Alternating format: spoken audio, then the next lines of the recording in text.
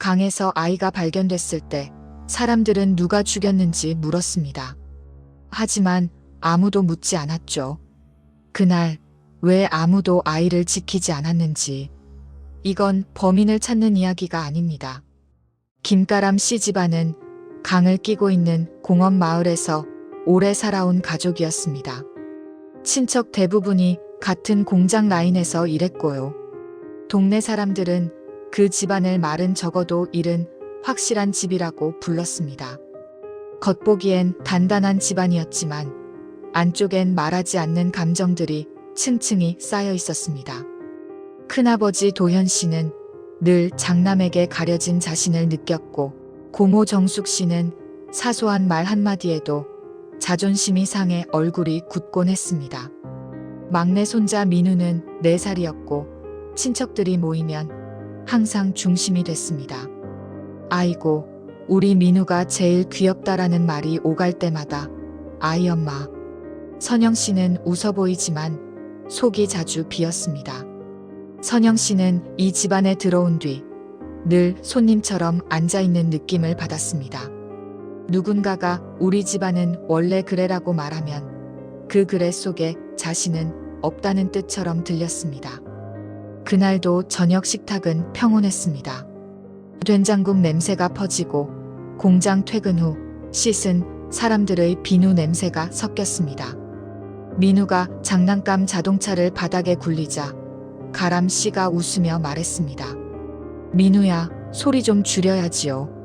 선영 씨가 아이를 품에 안고 민우야, 할아버지 말씀 들어야지라고 달랬습니다. 그 순간만큼은 누구도 곧 균열이 시작될 거라 생각하지 못했습니다. 이 집안은 문제를 소리내 말하지 않는 것으로 버텨왔고 그 침묵이 안전하다고 믿었습니다. 그런데 침묵은 때때로 가장 먼저 부서지는 벽이 되곤 합니다. 며칠 뒤부터 집 전화가 밤마다 울리기 시작했습니다. 처음엔 잘못 건 전화라고 여겼습니다. 하지만 수화기를 들면 상대는 아무 말도 하지 않았습니다. 숨소리 같은 것이 아주 가까이에서 들리고 낮게 웃는 소리가 섞였다가 끊겼습니다. 선영 씨는 수화기를 내려놓고 한동안 손을 떨었습니다.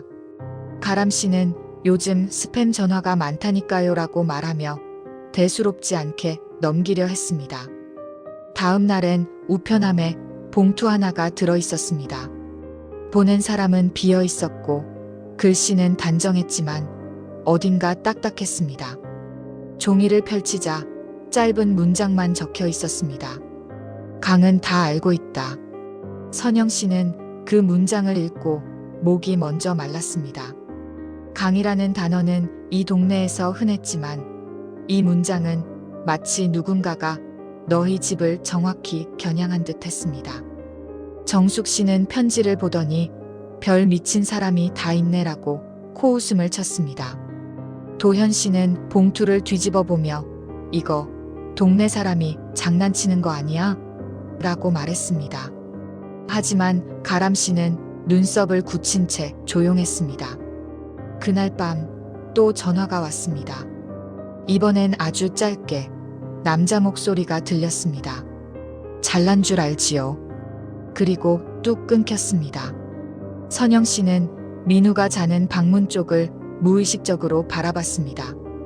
아이의 숨소리가 평소처럼 고르고 작게 들렸습니다. 그 고른 숨이 갑자기 너무 연약하게 느껴졌습니다. 전화와 편지는 멈추지 않았습니다. 어느 날엔 대가는 반드시 치르게 된다라는 문장이 왔고 어느 날엔 너희 중 누가 먼저 무너질까 같은 문장도 왔습니다. 이상한 건 표현들이 낯설지 않다는 점이었습니다. 누군가가 가족 모임에서 툭 던지던 말투가 섞여 있는 듯 했습니다. 식탁에서 대화가 짧아졌습니다. 누가 먼저랄 것도 없이 서로의 표정을 살폈습니다. 정숙 씨는 도현 씨가 컵을 내려놓는 방식까지 의심하는 눈빛을 보였고 도현 씨는 누가 우리 집안을 이렇게 괴롭히겠냐고 하면서도 정숙 씨의 말투를 흉내내며 강은 다 알고 있다라고 비웃었습니다. 그 비웃음이 공기 중에 남아 아무도 웃지 못했습니다. 선영 씨는 더 고립됐습니다. 그녀가 이 편지들 누가 아는 사람이 보낸 것 같아요라고 말하면 정숙 씨는 또 예민하게 굴지 말아요라고 잘랐습니다. 가람 씨는 선영 씨의 손등을 한번 쓸어주었지만 그마저도 오래가지 않았습니다. 집안의 질서는 문제 제기 자체를 불편해했습니다. 그 사이 민우는 여전히 집 앞에서 놀았습니다. 동네는 익숙했고 강은 멀리서 반짝였습니다. 선영 씨는 창문 틈으로 아이를 바라보며 속으로만 되뇌었습니다. 제발 오늘만은 아무 일 없게 해주세요. 그러나 두려움은 기도에 반응하지 않았습니다. 두려움은 조용히 준비된 것처럼 다가오고 있었습니다. 그날 오후는 이상할 정도로 고요했습니다. 선영 씨는 잠깐 부엌에서 설거지를 하고 있었습니다.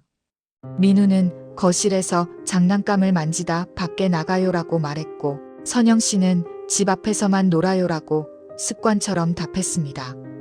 몇 분 뒤 선영 씨는 이상함을 느꼈습니다. 아이 소리가 뚝 끊겼기 때문입니다. 현관문을 열어보니 마당은 비어 있었습니다. 골목을 내다봐도 민우는 보이지 않았습니다. 선영 씨는 목이 터지게 불렀습니다. 민우야, 민우야. 가람 씨와 도현 씨가 뛰어나왔고 정숙 씨는 이웃에게 소리를 쳤습니다. 사람들은 각자 다른 방향으로 흩어졌습니다. 누군가는 강 쪽부터 봐야 한다고 했습니다. 그 말이 나오자 선영 씨의 얼굴이 순간 하얘졌습니다. 해가 기울고 바람이 차가워질수록 마을의 발걸음은 빨라졌습니다. 아이의 이름이 골목골목 울렸습니다. 선영 씨는 숨이 넘어가도록 달렸고 발끝이 돌부리에 걸려도 아프다는 생각조차 못했습니다. 강가 근처에서 한 남자가 뭔가를 집어들었습니다. 작은 운동화였습니다. 민우가 늘 신던 앞코가 조금 다른 신발이었습니다. 선영 씨는 그 자리에서 무릎이 풀렸습니다. 누군가가 아직 모릅니다라고 말했지만 그 말은 위로가 아니라 공기처럼 흩어졌습니다. 다음 날 새벽 강가엔 경찰차 불빛이 줄지어 섰습니다. 사람들은 멀찍이 떨어져 있었지만 모두가 한 방향을 보고 있었습니다. 민우는 강에서 발견됐습니다. 차가운 물에 젖은 작은 몸은 너무 가벼워 보였습니다. 선영 씨는 울음이 나오지 않았습니다. 목 안쪽이 막힌 듯했고 몸이 자기 것이 아닌 듯했습니다. 누군가가 그녀를 부축했지만 그녀는 자꾸만 앞으로 가려고 했습니다. 제가 봐야 돼요라고 중얼거렸고 경찰은 조심스레 그녀를 막았습니다. 경찰은 사고와 범죄 가능성을 모두 열어두었습니다. 외상은 크지 않았고 강물에 휩쓸린 흔적처럼 보이는 부분도 있었습니다. 그러나 가족에게 왔던 편지와 전화는 수사를 다른 방향으로 끌고 갔습니다. 누가 이런 걸 보냈습니까? 라는 질문이 반복됐습니다. 언론이 몰려왔습니다. 카메라는 장례식장까지 따라왔고 기자들은 가족 간 불화가 있었냐고 물었습니다. 집안 사람들은 입을 다물었습니다. 침묵이 곧 방패가 될 거라 믿는 듯 했습니다. 하지만 그 침묵은 곧 누군가를 향한 손가락이 되었습니다. 그리고 가장 약한 사람에게 가장 빠르게 꽂혔습니다. 조사는 반복됐습니다. 선영 씨는 밤낮 없이 경찰서에 불려다녔고 같은 질문을 수십 번 들었습니다. 그 시간에 어디 계셨습니까? 아이와 다툰 적 있습니까? 편지를 누가 보낸다고 생각합니까? 선영 씨는 진술을 똑같이 하려 했지만 사람은 슬픔 속에서 완벽할 수 없었습니다.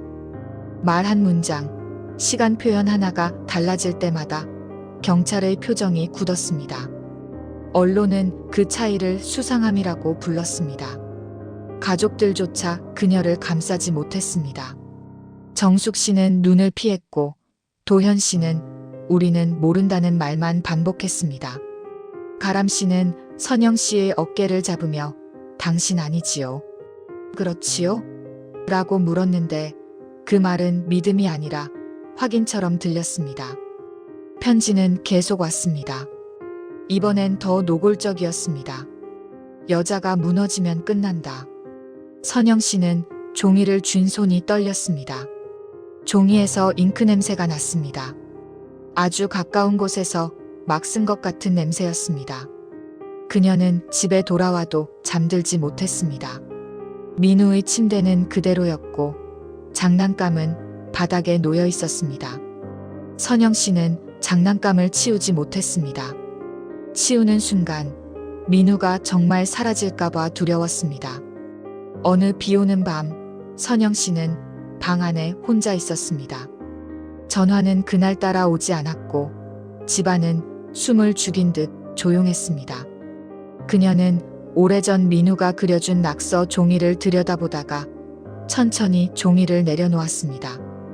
다음 날 아침 선영 씨는 다시 돌아오지 않았습니다. 그녀의 선택은 사건의 흐름을 단숨에 멈추게 했습니다. 사람들은 이제 끝났다고 말했습니다.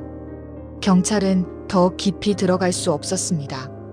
증거는 여전히 부족했고 의심은 이미 목적지를 찾은 듯 했습니다. 언론은 며칠 더 떠들다가 새로운 사건으로 이동했습니다. 집안은 말이 없어졌습니다. 서로를 바라보지 않았고 장례 뒤에도 민우의 이름을 입 밖에 내지 않았습니다. 이상하게도 선영 씨가 떠난 뒤 편지는 멈췄습니다. 전화도 끊겼습니다. 그래서 사람들은 더더욱 그녀가 범인이었다고 결론 내렸습니다. 그러나 가람 씨는 혼자 속으로 생각했습니다. 만약 선영이가 아니라면 편지는 왜 멈춘 거지요? 그 질문을 누구에게도 말하지 못했습니다. 말하는 순간 다시 집안이 무너질 것 같았기 때문입니다. 수년 후 사건 기록을 다시 들여다본 형사가 있었습니다. 이 형사라고 불리는 그는 다른 사건을 맡고 있었지만 이상하게도 민우 사건이 계속 떠올랐습니다.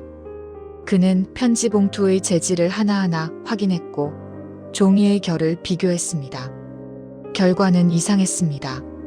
편지들은 같은 곳에서 산 물건이 아니었습니다. 어떤 봉투는 동네 문방구에서만 팔던 것이었고 어떤 종이는 공장 사무실에서 쓰던 것과 유사했습니다. 문장 말투도 일정하지 않았습니다.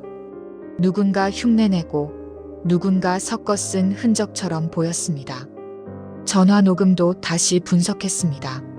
숨소리라고만 생각했던 그 소리 뒤편에 아주 미세한 다른 숨이 겹쳐 있었습니다. 이 형사는 조용히 결론을 내렸습니다. 한 사람이라고 보기 어렵습니다. 하지만 사건은 다시 열리지 않았습니다. 법적으로는 끝난 일이었고 새 증거도 아니었습니다. 다만 의문이었고 의문은 죄책감을 낳았습니다. 강은 여전히 흐르고 있었습니다. 민우가 발견된 자리 근처를 이 형사가 멀리서 바라봤습니다. 그는 메모장에 짧게 적었습니다. 범인은 없을 수 있다. 그러나 책임은 남는다. 그리고 그날도 강은 아무 말도 하지 않았습니다. 다만 조용히 흘렀습니다.